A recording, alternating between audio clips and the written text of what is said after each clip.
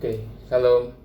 Jumpa kembali dengan kita di acara pemuritan ya. Kali ini kita sudah sampai di Matius 27, Markus 15. Yesus menghadap Pilatus. Silakan baca, Ki. Yesus menghadap Pilatus. Pagi-pagi sekali para imam, para tua-tua, dan semua mahkamah agama membuat keputusan. Mereka mengikat Yesus. Mereka menyerahkannya ke hadapan Pilatus. "Apakah engkau raja orang Yahudi?" tanya Pilatus. "Iya, seperti yang kau katakan," jawab Yesus. Sudah menjadi tradisi pada perayaan Paskah untuk membebaskan seorang dari tahanan. Orang-orang dapat memilih siapa yang mereka ingin bebaskan. Pilatus bertanya, "Siapa yang ingin kalian bebaskan, Barabas atau Yesus?" "Barabas," kata mereka. "Apa yang harus kulakukan terhadap Yesus?" tanya Pilatus. Mereka semua menjawab, "Salibkan dia." "Mengapa? Kejahatan apa yang telah ia lakukan?" tanya Pilatus. Tetapi mereka berteriak lebih keras lagi, "Salibkan dia." Pilatus menyadari bahwa ia tidak dapat berbuat apa-apa. Maka Pilatus mengambil air dan membasuh tangannya di depan kerumunan orang itu. "Aku tidak bertanggung jawab atas kematian orang ini," katanya. Pilatus membebaskan Barabas. Dia memerintahkan untuk mencabut Yesus. Kemudian ia menyerahkannya untuk dipaku di kayu salib.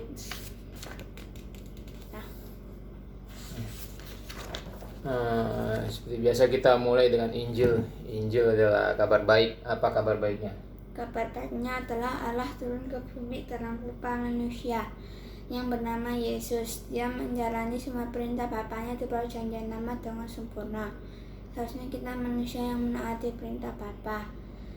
Sampai akhirnya dia masuk ke Yerusalem, ia ditangkap, dihina, dipukul, dan disalibkan. Seharusnya kita manusia yang dihukum, tetapi dia tanggung semuanya di pundaknya.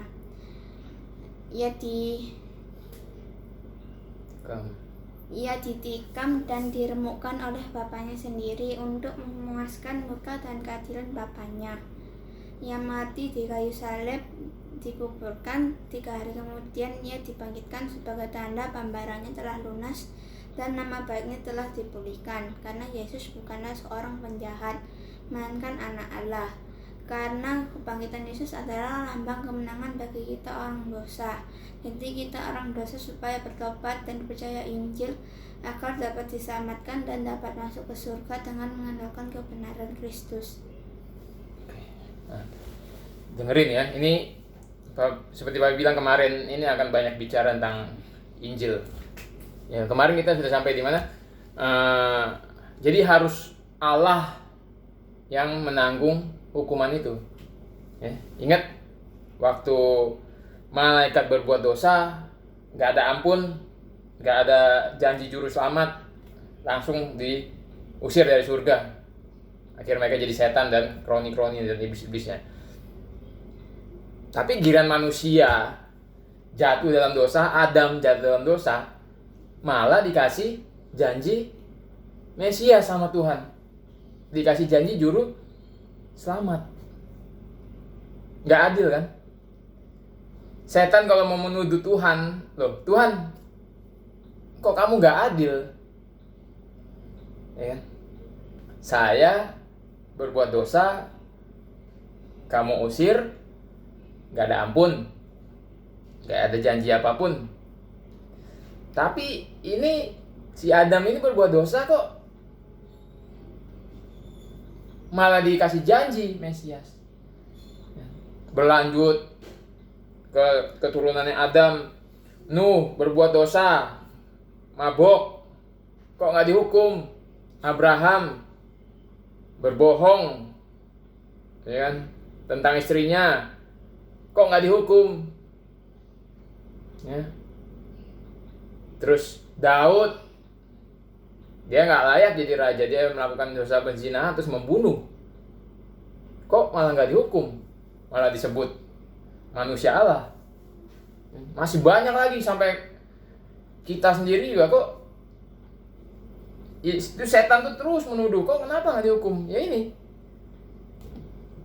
Karena Roma 3 ayat 25 mengatakan Yesus menjadi jalan perdamaian. Karena iman dalam darahnya, hal ini dibuatnya untuk menunjukkan keadilannya karena ia telah membiarkan dosa-dosa yang telah terjadi dahulu pada masa kesabarannya. Ya. Jadi dosa-dosa itu bisa sama Allah itu, Allah bisa seperti menutup mata. Ya, walaupun ya nanti ada hari penghakiman. Hari ini dia bisa tutup mata, tapi nanti kita akan bertemu dengan hari penghakiman Kristus. Ya. Jadi Allah bisa membiarkan dosa-dosa itu. Kenapa? Karena ada rencana keselamatan ini, gitu. Ada pendamai, ada satu-satunya pengganti kita, ya. Maksudnya ialah untuk menunjukkan keadilannya pada masa ini, supaya nyata bahwa ia benar dan juga membenarkan orang yang percaya pada Yesus. Jadi karena ada janji, karena ada rencana itu, setan nggak bisa menuduh Allah. Allah seharusnya menghukum manusia, nggak ada ampun kita, karena semua manusia berdosa. Roma 3 ayat 23, karena semua orang telah berbuat dosa dan telah kehilangan kemuliaan Allah. Artinya apa? Sudah nggak bisa memuliakan Allah. Kita ini mau lakukan apapun, kita nggak bisa memuliakan Tuhan. Selalu mungkin satu sisi bisa, yang ini berdosa, yang ini berdosa. Jadi nggak bisa sempurna lagi. Semuanya telah berdosa. Mau kamu pun sudah lahir baru pun sudah diselamatkan, kita tetap kehilangan kemuliaan Allah. Karena walaupun kita sudah lahir baru, kita tetap bisa jatuh dalam dosa. Bahkan setiap hari kita terjebak jatuh dalam dosa. Itu pernah Papi ajarin kalau nggak salah itu. Ya, jadi karena ada pendamai ini, harus ada yang dihukum. Keadilan Allah harus dipuaskan, harus dipenuhi. Dia hakim yang adil, harus ada yang dihukum. Jadi Allah sendiri yang mengambil hukuman itu. Dia utus satu-satunya anaknya. Ya. Nah, mundur sedikit, ada cerita tentang Yudas. Ya. Yudas merasa berdosa karena menyerahkan orang yang tak bersalah. Kalau Papi pelajari dari tafsiran-tafsiran ada, Yudas ini memang serakah, tapi sebenarnya dia punya motivasi menyerahkan Yesus itu karena mereka orang Yahudi punya tradisi bahwa Yesus adalah Mesias yang akan membebaskan mereka dari penjajahan Roma. Ingat Papi pernah ajarin kan, dulu mereka tuh punya tradisi sudut pandang bahwa Mesias yang datang itu akan membebaskan mereka dari jajahan. Mesias yang perkasa seperti Daud, kalau perang menang terus. Jadi Yesus ini dianggap Mesias akan membebaskan mereka, akan menghancurkan Roma waktu itu. Ya, makanya diserahkan sama Yudas. Dan karena dia serahkan, dia jual pakai 30 keping perak. Tapi kenyataannya beda. Ternyata Yesus nggak seperti yang diperkirakan, makanya dia menyesal. Tapi penyesalan Yudas ini nggak ditanggapi dengan buah yang baik. Ya. Nanti besok nih kita akan belajar tentang Petrus yang menyangkal Yesus. Jadi ada dua orang sebenarnya, Yudas sama Petrus. Yudas mengkhianati, Petrus juga mengkhianati Yesus. Tapi Petrus menanggapi pertobatannya dengan buah yang baik. Hasilnya baik, perubahannya baik. Tapi sedangkan Yudas, dia malah bunuh diri. Jadi buahnya nggak baik. Ya itu sekilas. Nah,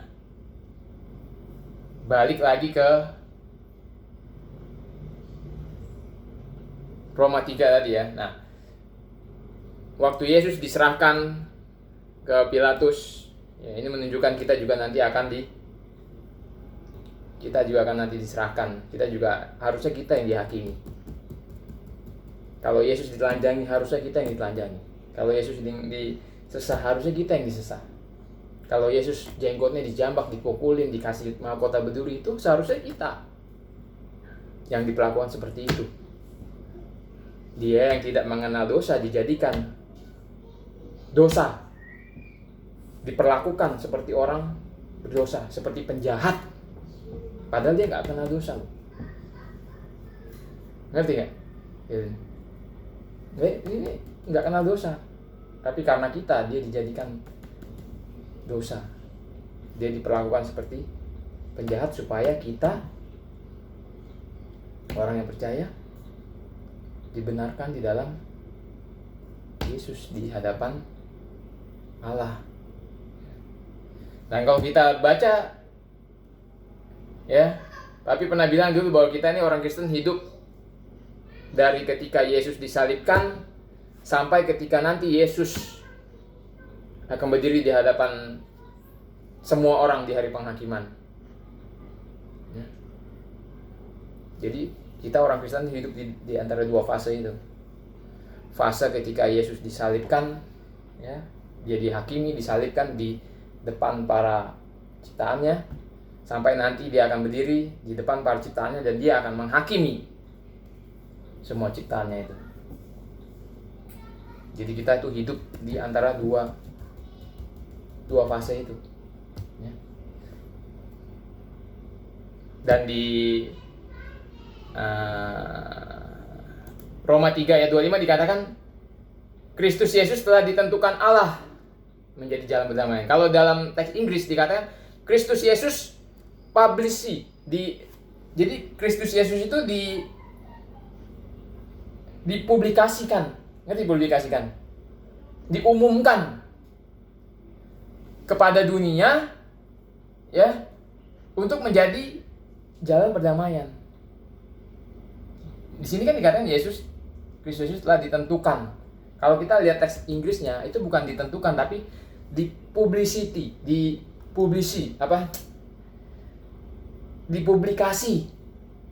Jadi Yesus itu memang sengaja diumumkan, dipublikasi di depan umum oleh Allah, ya, disalib, disiksa, ditikam, diremukkan oleh Allah, karena dia satu-satunya jalan perdamaian. Tuhan mau kasih lihat ke dunia, ini loh, satu-satunya jalan perdamaian dunia yang sudah bejat dan berdosa ini. Jadi memang sengaja Yesus itu ditangkap, diadili di depan orang, disiksa, disalib, diremukkan, ditikam, ditusuk, sampai dia mati di atas kayu salib. Itu semua terjadi di depan umum, sampai dia selesaikan semuanya dengan sempurna buat kita. Seharusnya kita yang dihajar, disalibkan, dihukum di depan umum. Kita yang dipermalukan. Tapi Yesus ambil semua itu buat bagi kita. Jadi sengaja dijadikan dosa, diperlakukan seperti penjahat, dan dipublikasikan oleh Allah. Ini loh satu-satunya jalan perdamaian umat manusia. Maka itu di Yohanes 3 ayat 16 Yesus bilang, ya, ini ayat paling terkenal lah. Karena begitu besar kasih Allah akan dunia ini. Ingat, dia diumumkan sebagai jalan perdamaian dunia. Maka Yesus bilang, karena begitu besar kasih Allah akan dunia ini. Ya, jadi maka di sini satu-satunya juru selamat dunia, satu-satunya jalan perdamaian dunia, itu ya Yesus. Alkitab menulis itu, Yesus sendiri ngomong, ya, rasul-rasul menulis dengan ilham dari Roh Kudus. Jadi Allah pun juga ngomong seperti itu, ya. Karena begitu besar kasih Allah akan dunia ini, sehingga ia telah mengaruniakan anaknya yang tunggal, supaya orang yang percaya kepadanya tidak binasa, melainkan beroleh hidup yang kekal. Nah, kalau dikatakan Yesus juru selamat dunia, tapi ini nggak menjadikan bahwa seluruh manusia yang ada di dunia ini dipastikan selamat, semua masuk surga. Enggak. Ingat, Tuhan menciptakan surga dan neraka. Nggak mungkin dia menciptakan neraka isinya cuma iblis dan koloninya, nggak mungkin. Pasti di situ akan ada manusia. Ya, jadi akan ada yang beroleh hidup kekal dan akan ada yang beroleh binasa kekal. Ya, ada yang dipilih untuk selamat, ada yang dipilih untuk dibinasakan. Yesus satu-satunya juru selamat akan dunia. Tapi kalau kita percaya, maka kita akan diselamatkan. Kita akan beroleh hidup kekal. Sebab Allah mengutus anaknya ke dalam dunia, bukan untuk menghakimi dunia, melainkan untuk menyelamatkan oleh dia. Ya.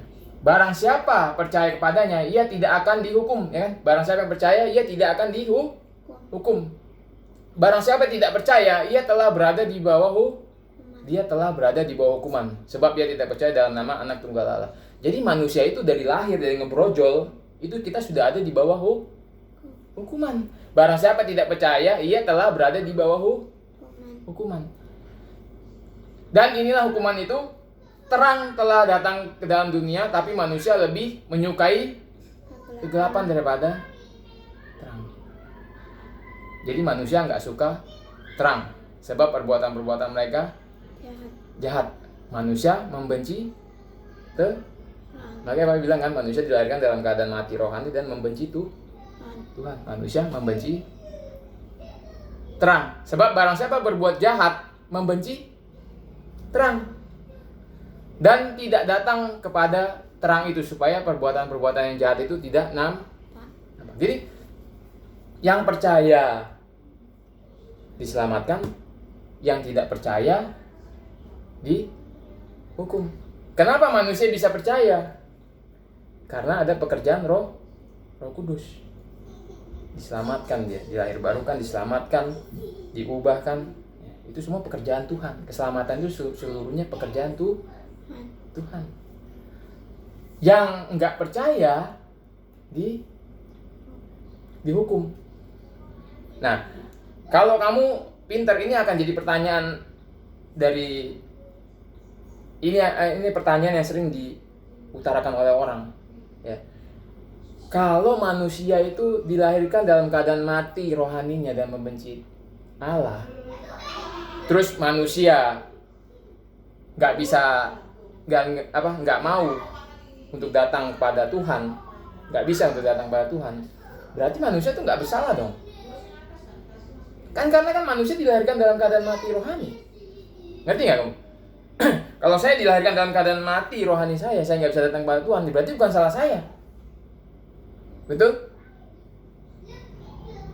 Karena kan saya lahir dalam keadaan mati rohani saya.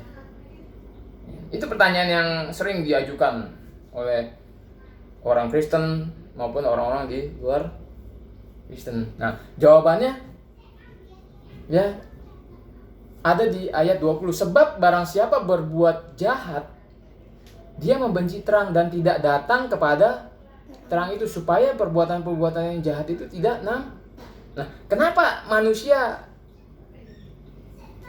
gak bisa datang kepada terang? Karena dia memang gak mau gitu. Kita ini memang gak mau datang kepada terang, karena perbuatan-perbuatan jahat kita itu akan nampak. Jadi kalau kamu nggak mau datang kepada Tuhan, ya, itu semua karena kemauan kamu, dan kamu bertanggung jawab atas ketidakmauan kamu itu, dihukum. Tapi orang yang ditentukan selamat, Allah akan bekerja dalam orang itu dan menyelamatkan dia. Sekali lagi mungkin kamu akan berpikir, aduh kok nggak adil gitu. Kan manusia tuh kenapa dia jahat? Karena dia dilahirkan secara mati rohaninya. Dia dilahirkan menjadi pembenci Allah. Jadi bukan salah dia dong kalau dia nggak mau datang. Kalau dia nggak mau datang kepada terang, ya itu karena dia dilahirkan dalam keadaan mati rohani. Mungkin kamu akan berpikir gitu. Nah, itu jawabannya nanti kita harus tarik kepada kisah Adam. Ya, Adam dianggap sebagai wakil dunia dan dia jatuh dalam dosa. Semenjak itu manusia punya kecenderungan untuk berbuat jahat. Jadi semua manusia itu berbuat dosa dan nggak sanggup untuk datang pada Tuhan. Jadi harus kita tarik dari kisah Adam. Nanti kamu akan bertanya lagi loh, kenapa waktu itu Tuhan nggak melarang Adam, nggak melarang Hawa untuk memetik buah pengetahuan itu, dan nggak melarang Adam untuk makan? Ya pasti pertanyaannya akan berlanjut terus ya. Kenapa kok Tuhan nggak? Kok sama Tuhan didiemin? Yang papi tahu, Adam itu nggak diciptakan menjadi orang yang suci.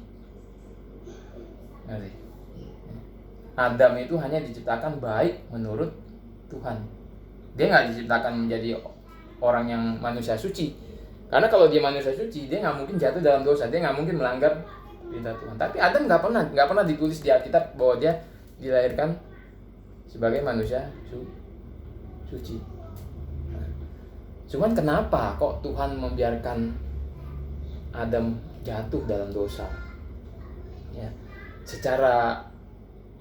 kalau secara yang papi pelajari, secara dari tafsiran dari Alkitab, kebanyakan mereka semua bilang bahwa ya itu karena Tuhan ingin menunjukkan kemuliaannya kepada manusia. Tuhan ingin menunjukkan kasih karunia-Nya kepada manusia. Kalau waktu itu Adam nggak jatuh dalam dosa, ya kita nggak bakal kenal yang namanya Yesus. Nggak ada juru selamat. Siapa yang mau diselamatin? Nggak ada tuh. Mungkin Alkitab cuman Kejadian 1-3 doang. Udah nggak ada lagi. Kita nggak bisa tahu kemuliaan Allah, nggak bisa ngerti kasih karunia Tuhan, karena dosa itu nggak ada. Jadi hukum itu dibuat supaya manusia tahu manusia berdosa, dan hanya kasih karunia saja yang bisa menyelamatkan manusia. Kenapa Allah membiarkan Adam jatuh dalam dosa? Papi cuma bisa jawab ya, supaya kita bisa mengenal kasih karunia Tuhan, supaya kita bisa mengenal kemuliaan Tuhan, supaya kita bisa mengenal Yesus dan bersandar sama Dia satu-satunya harapan kita. Makanya ada yang namanya dosa, bla bla bla, rentetan. Papi cuma bisa jawab sesuai itu yang papi tahu. Ya nggak tahu lagi nanti kalau Tuhan punya jawaban lain. Nanti kalau kita mati ketemu Tuhan, baru kita bisa tanya, loh kenapa Tuhan dulu membiarkan Adam jatuh dalam dosa? Mungkin jawaban dia akan beda. Tapi secara yang papi pelajari, tafsiran melalui Alkitab, papi cuma bisa bilang, orang-orang kebanyakan cuma bisa bilang, Tuhan ingin menunjukkan kasih karunia. Dia ingin mendisplay, mempublikasikan, ya, Roma 3 ayat 25. Dia ingin mendisplay Yesus, dia ingin mempublikasikan Yesus sebagai satu-satu jalan perdamaian. Dia ingin memberitahu bahwa kita semua diciptakan untuk kemuliaan anaknya. Kita ini bumi, langit, manusia semua diciptakan untuk kemuliaan Yesus. Injil ini adalah kemuliaan Tuhan, bentuk dari kemuliaan Tuhan. Nanti puncaknya waktu ketika Dia seluruh bumi bertelur, seluruh lidah mengaku bahwa Yesus adalah Tuhan. Itulah puncak dari kemuliaan Yesus. Ya. Ingat, jadi semua ini untuk menunjukkan kemuliaan Tuhan, untuk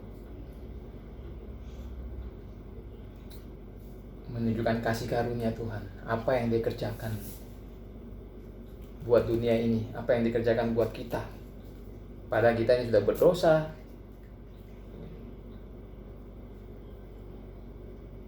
Tapi Dia mau menyelamatkan kita. Makanya kekristenan itu bukan tentang kita, bukan tentang hidup kamu, bukan tentang moral kamu, bukan tentang apa yang kamu lakukan, tapi tentang apa yang Tuhan telah lakukan bagi kita, apa yang Yesus telah lakukan dengan sempurna bagi kita. Itulah yang kita andalkan, kebenaran Yesus, ketaatan Yesus, itu yang kita andalkan.